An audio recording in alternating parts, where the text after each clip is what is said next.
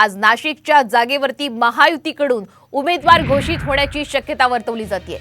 उमेदवारी अर्ज दाखल करण्यास 3 दिवस शिल्लक, तर प्रचाराला सुद्धा आता अवघे 20 दिवस शिल्लक आहेत। मात्र तरी सुद्धा महायुतीतील जागेचा तिढा हा अजूनही कायम आहे।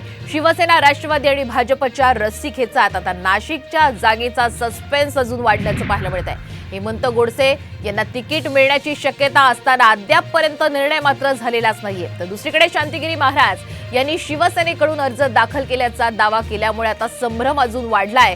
तर आज नाशिकच्या जागेवरून महायुतीकडून उमेदवाराची घोषणा होण्याची शक्यता ही वर्तवली जाते। नेमकं कोणाच्या नावावर आता शिक्कामोर्तब होतंय हे पाहणं मात्र महत्त्वाचं असेल।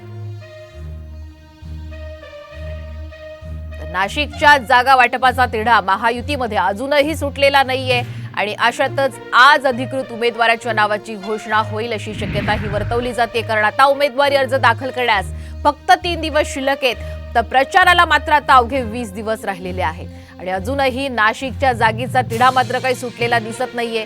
शिवसेना, राष्ट्रवादी आणि भाजप तिघांनी खरं तर या नाशिकच्या जागेवर दावा कायम ठेवलेला आहे। त्यामुळे कोणाच्या नावावर शिक्कामोर्तब होतं पाहावं लागेल।